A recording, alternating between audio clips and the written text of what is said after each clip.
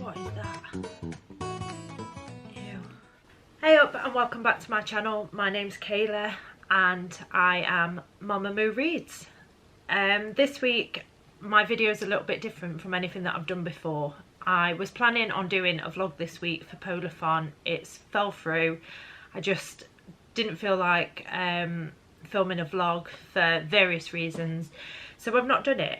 So I decided that I didn't have an idea for a video this week. I would put a tweet on Twitter and ask some of you lovely people to ask me some preferably bookish questions, but it didn't matter if it wasn't, and quite a few came up with some really good questions. So firstly, I would like to thank and forgive me for reading your names, because I've had to write them down to remember who asked me questions.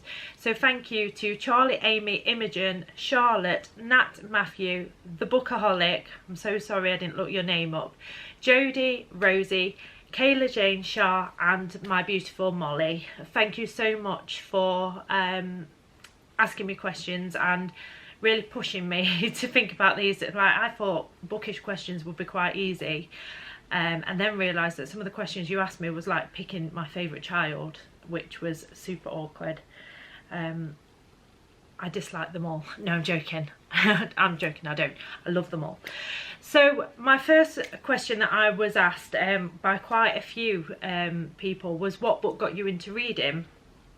So I've been a bookworm for as long as I can remember, but when I was little we didn't have a lot of money, and I used to use my public library a lot. It was my favourite thing to go to get my mum to take me to our local library. I had a little library card that meant that I could take out 6 books at a time, and I thought that was absolutely awesome.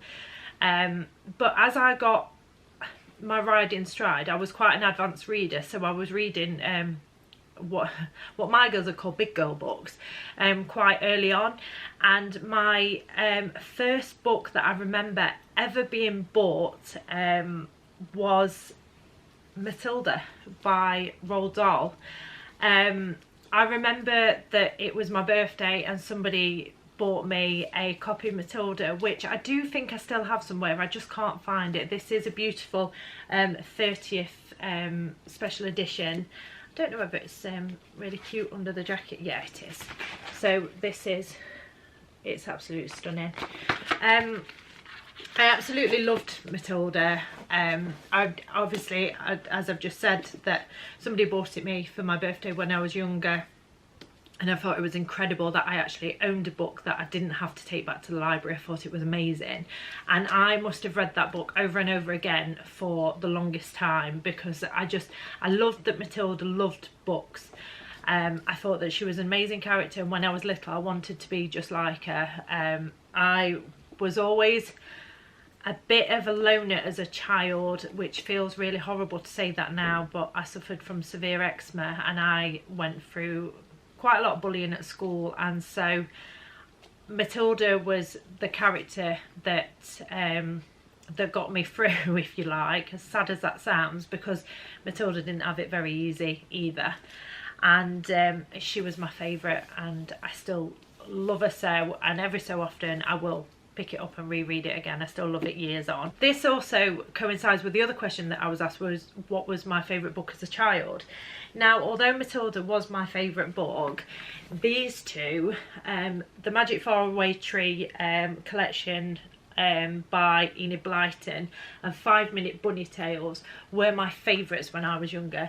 This isn't my original copy. I do have that somewhere still. It's absolutely battered. I think my girls have got that, but it was a chunky book where it had the collection all in one as well. I absolutely loved it. I do understand that now, that looking back, reading Enid Blyton, a lot of the things are quite problematic in there, but as a child I just thought that it was incredible that these children had these magical adventures, and I absolutely adored them, and it spurred me on to keep reading.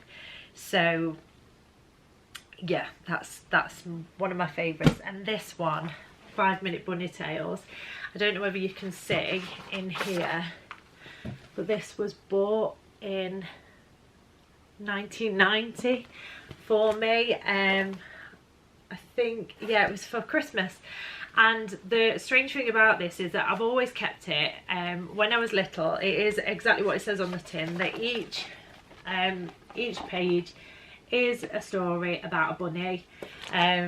There's all different ones, and when I was pregnant with Arthur, my husband would read every night a story out of here to my bump. So what's really nice is this has come through my childhood and it has stayed with me in adult life, and my little boy experienced these stories while he was in my tummy, and I think that's just amazing. But they were my favourites. So what is your favourite book? So my favourite book is The Help by Catherine Stockett. This book is absolutely incredible. If you've never read it, I'd highly recommend that you pick it up. It is I don't know how to explain this book and do it justice, but it follows black maids in America in, I think it's the 50s, and oh no, this is 1962. So it follows the black maids that bring up the white children and how they are treated, and how it was for them bringing up white people's children while their children stayed at home. It deals with little things like the fact that there's so much racism that they had to have, that some of them had toilets built outside for the black maids because they wouldn't share the toilet. They were treated appallingly, but the maids, especially in this book, had an amazing relationship with each other, and it's their relationship, and it follows a lady called Skeeter, who is a white privileged, well, she's a young woman now, and she wants to tell the story from the perspective of the maids, and it's incredible. And I can't, like, it just wrenches you. I can't believe that people would physically treat people the way that these people were treated. Catherine Stockett did so much research for this book. I do believe that it was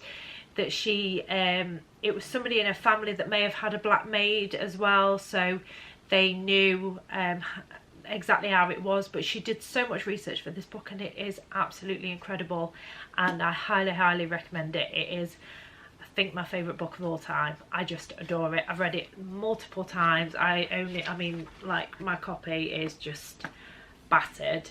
It's so well loved, and if you've not read it, you really should. And this also sort of coincides with another question that I've like bunched together, and it says, if you could recommend one book to everyone, what would it be? Now, I would recommend The Help, but I would also recommend The Unlikely Pilgrimage of Harold Fry. This book follows a guy called an older gentleman called Harold, who receives a letter from Queenie, who was one of his friends years and years ago, and Queenie is dying in a hospice, and he decides to write a letter to her as a reply. And when he gets to the post box, he decides to just walk to the next post box, and then that's not enough, and he decides then to continue walking to Queenie. It's beautiful. It made me cry ugly tears, like ridiculously ugly tears, and I just think that everybody should read it. It's stunning, and I think there's like not a sequel, but I think it's called The Love Song of Queenie Hennessy, and you can read them alongside each other. I do recommend reading this one first, but you can read them in any order, and they're both beautiful, and I wish more people would read this book. It's incredible. So favourite book to film adaptation is The Help. It is so well done. Emma Stone plays Skeeter. It makes you feel things that you didn't even know you could feel. It makes you cry. It makes you laugh. It's just awesome. Go watch it. Which fictional character would you like to meet? I would like to meet Minnie from The Help. If you've not read The Help or you've not seen the film, you won't know about a pie. If you have, then you'll know that this character is badass. She is absolutely incredible. She's from an abusive family. Her husband's abusive. She's doing the best she can for her children. She's bringing up other people's children and keeping the houses going, and she's a fierce and feisty character, and she's just absolutely incredible. And I think she would be hilarious. One, like, she'd teach you to cook the best meals and the most amazing pie. and two, she is just a fireball. Like, her strength is just amazing, and I think she'd be incredible to meet.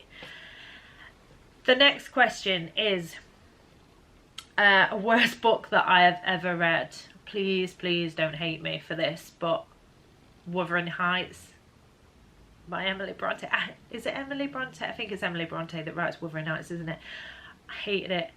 I thought that they were both really horrible characters. I felt like they deserved each other. I think that Heathcliff is an absolute twat waffle. I think that it's amazingly written for its time. Although I did find it a little bit hard to read. I'm not one that reads classics very often, but I just really, really disliked it. It just wasn't for me. I'm so sorry, because I know that loads of people like that book, but I'm so sorry. What book would you wipe off the face of the earth? Easy. 50 Shades of Grey. Wipe it off. Get rid of it. I think it's amazing for what it did. It made people read that don't necessarily read, but there's so much better smutty fiction out there that, like,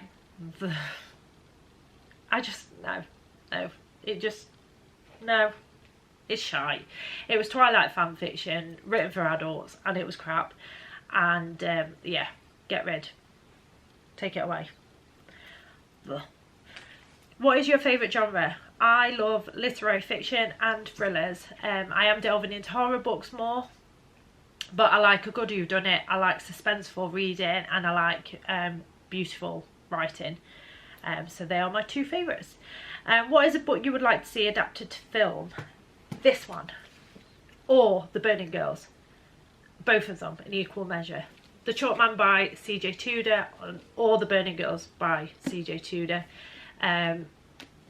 C.J. Tudor writes in a way that creeps you out, keeps you guessing, makes you need a wee, makes you not be able to put a book down because you've got to read it really, really, really quick. And she's just incredible. And yeah, these books, all of them. What book would help you get out of a reading slump? 50 Ways to Find a Lover by Lucy-Anne Holmes. It is hilarious. It follows, oh my, what is that? Ew. I mean, it's old. It's been read so many times. I perhaps should buy a new copy at some point. That's gross. 50 Ways to Find a Lover by Lucy-Anne Holmes. This follows Sarah Sargent. Sarah Sargent is unlucky in love. Like in the first chapter, she asks somebody out on a date and he turns her down because he wants to watch The Lion, the Witch and the Wardrobe instead. She is hilarious. Things go wrong. One of my favourite bits in the book is that she is being spooned, like somebody's cuddling her like a little spoon. She is Little Spoon in bed, and she says something along the lines of, why is it when somebody spoons you that you always want to fart? It's just amazing. It's absolutely, like, hysterical. She's tragic. I love her. Read this book. What is your favourite author? Terry Pratchett. I've not read all of Terry Pratchett's books, but I love his humour, his style. These books were actually, they're really tiny paperbacks Can you see that? I don't know if that's focusing. Yeah, just. These were actually given to me by a friend years ago. I've never parted with them. I love his humour. I love the way that he built a world on the back of a turtle's back, I think it is. I love his characters. I love how hilarious death is. I love that when you're reading his books, that it's ironic that you are laughing in the face of death. It's just incredible. And if you want a fantastical world with comedy and drama and all the rest of it in, his books are the way to go. Who is your auto-buy author? CJ Tudor and Terry Pratchett and Alice Hoffman. I will literally read anything that they write. I mean, God bless Terry. But anything that is written by them, I would buy it without even knowing what it's about and give it a read. Simples. What is the most inspiring book you've ever read? So I told you that about The Help. So I think The Help is one of the most inspiring books. But the Miracle at the Higher Grounds Cafe by Max Lucado. I read this in January. I think this is an incredible and inspiring book. It's uplifting and heartwarming. It reminds you that even in the darkest times there is hope.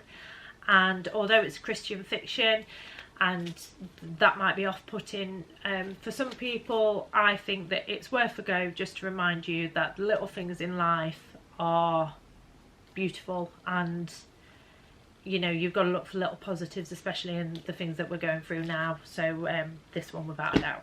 Have you read an amazing book and it be spoilt by the ending? Yes, I absolutely love Gone Girl. By, I don't know whether you call her Gillian Flynn or Gillian Flynn.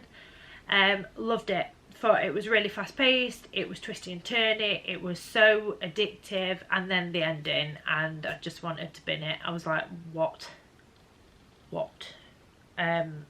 The book was, I think it was one of those books that took you on a real journey, and I just can't understand that ending. And if you've not read it, I'm not going to tell you, but yeah, whatevs, mate. Which book world would you like to visit or live in? This one's really hard because I don't really know. I don't want to really say Hogwarts or anything like that. Although saying that, I would like to go and visit somewhere that's got magic. But then again, I would maybe like to just have a glimpse into Minnie's world in The Help. Just to see it firsthand, like what she went through, to like to know her strength in character and to know where that comes from and how she gets through. Yeah, but apart from that, I think to anywhere with magic, I would like to be magical, even for a day. I mean, I am magical. Being me is magical.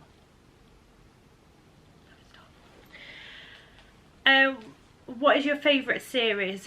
Oh, man, I hate saying it, but it is Harry Potter. And I know that JK is a complete turd. I know that what she's doing is absolutely horrendous, but separating the dickhead from the art, I will never not be thankful for this series, because my mum bought me the first book when I was about 16, I think it was, and I had a lot of things going off and I just binged it and loved it, and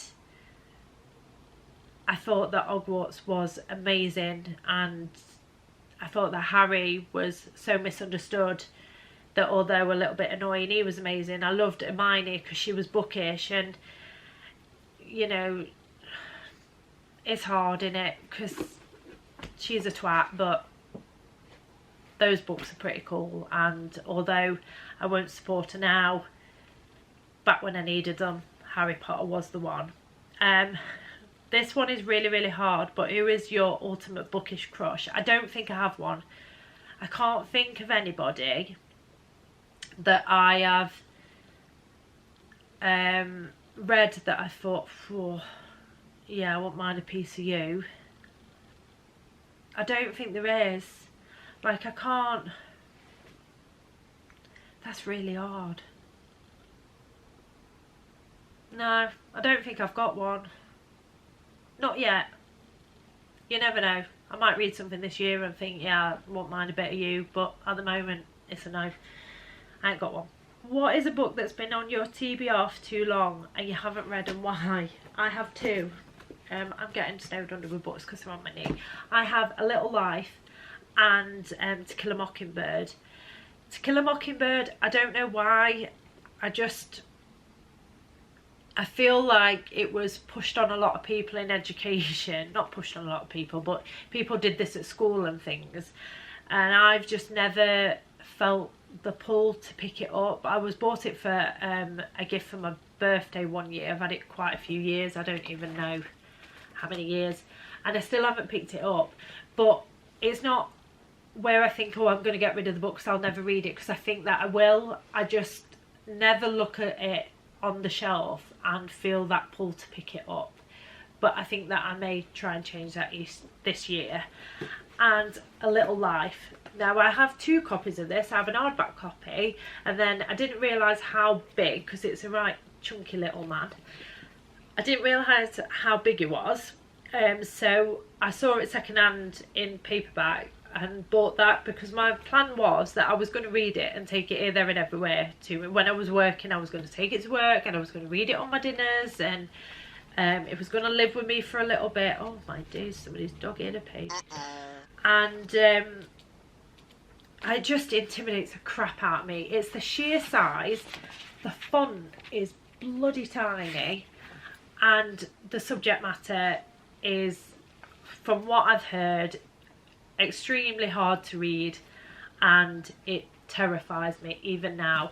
And I have said that this year I will get to it, and I'm going to push myself while we're in lockdown to read this book. I'm going to do it. It's going to take me a while, but I think I'm going to split it up into little chunks and I'm going to read it. I can do it. I can do it. Next question is, do you crack spines and dog ear pages? Now, let's find one book that's mine. I've not read this, so this is cheating really, isn't it? Let's take that one. So if you're a book purist, please look away. But yeah, I do crack the spine. I didn't used to. Oh, look at that. Beautiful. I didn't used to. I used to physically hurt my hands, which I find funny because my daughter reads that way now. But I used to hold a book like this, hold the spine down. I wouldn't crack it. And then a lot of my favourite books were on my shelves and looking pristine. And I just...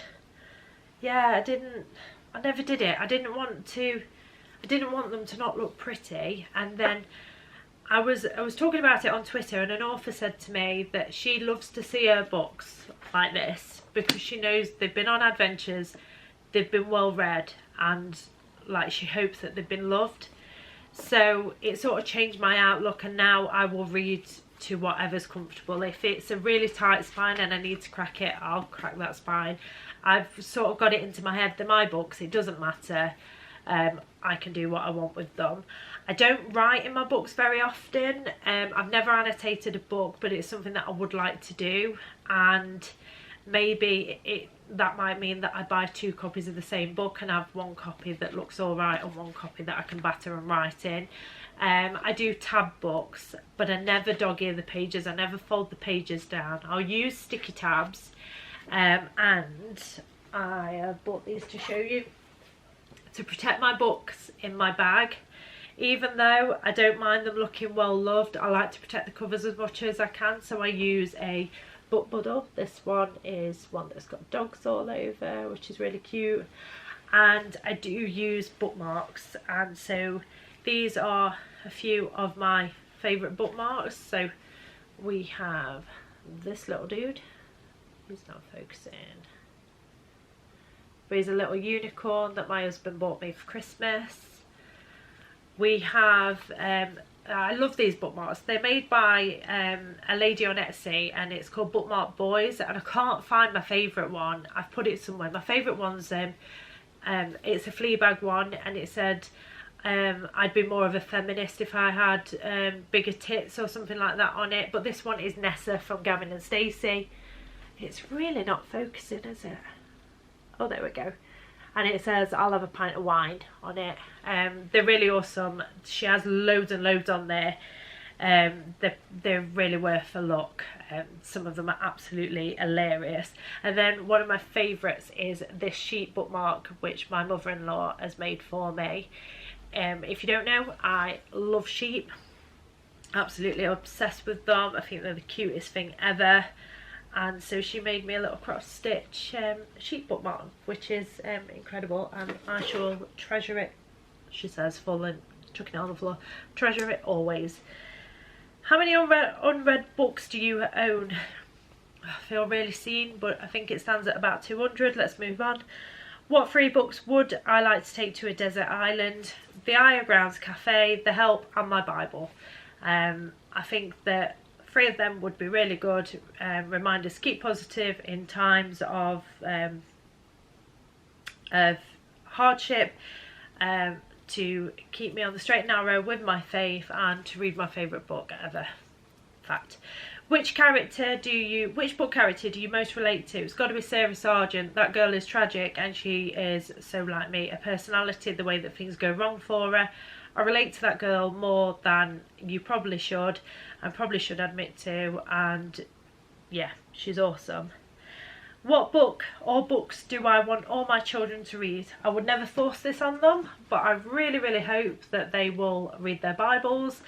I'm a practicing Christian, my husband is a practicing Christian, we do live in a Christian household. That doesn't mean we're perfect, that doesn't mean we don't swear, that doesn't mean we're not cool, just to clarify all of those things.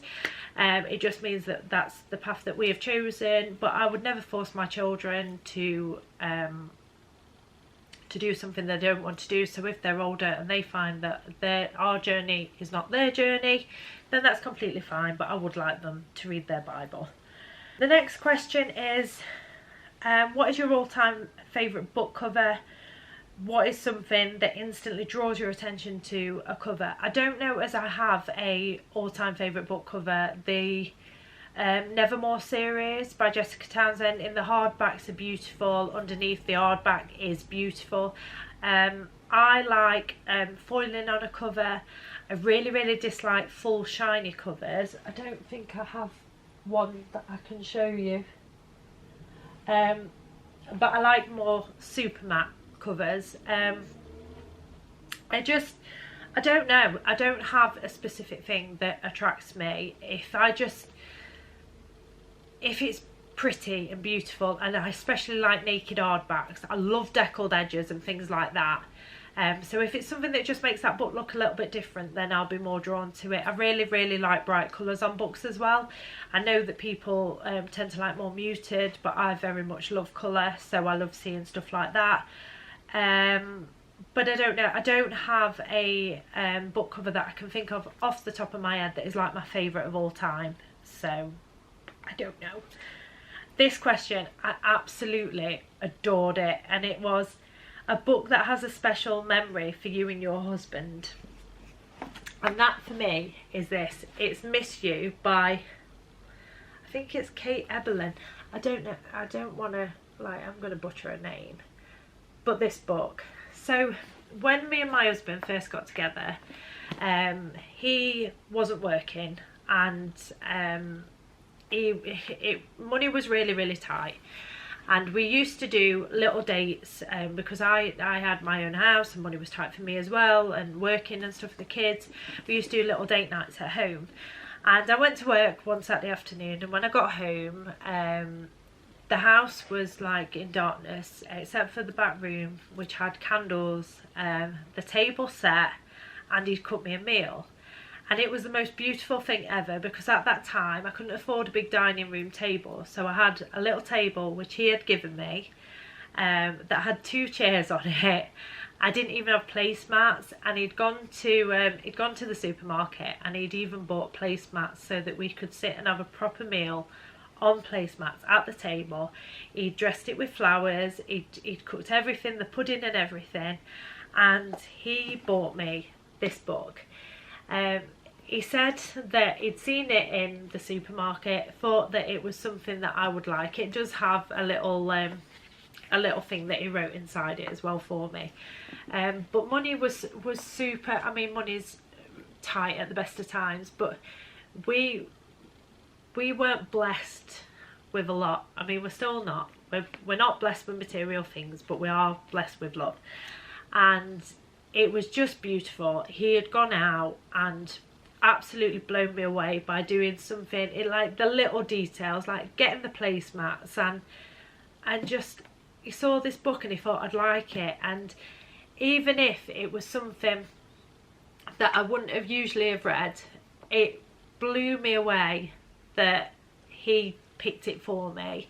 And it will always stay with me now. I will never part with this, because it was just such a wonderful thing in a time when we didn't have anything but each other, and he treated me, and just the whole thing was lovely, and it was just incredible. And even now it makes me quite emotional if I talk about it. So yeah, so it's this one. And my final question, which I'm sure that you're really glad that I've got to the end of all this, is what do I do when I'm not reading? So if you don't know, I am a mum, I am a wife. I'm currently on maternity leave, but I did have a job before I was on maternity leave. So when I'm not reading, I am tending to be all of those things as well as being me.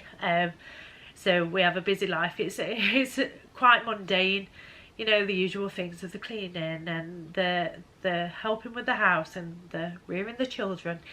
But that's what I do. I am a mum and a wife, and that's what I do when I'm not reading. And I'm just so lucky that I have a family that accepts my reading obsession. We're not even going to say it's a hobby, because it's an absolute obsession, because there are books everywhere, and they accept me for this. They accept what I do, and it's incredible. And that's what I do. Thank you so much to the people that have sent me questions. I had so much fun doing this, I won't lie. Like, I found it quite stressful at first, trying to think of answers, but I found it like so insightful to go and scour my shelves, especially the one to see the books that I have not read for whatever reason. Thank you for the love and the support that I've received since starting back up my channel. I would absolutely love it if you would comment in the chat box below if you've stayed with me. I would adore it if you would subscribe and find me on social media. I'll have all my links down below, and thank you for sticking with me for all this time, and I will see you with another video very, very soon, hopefully. Peace out.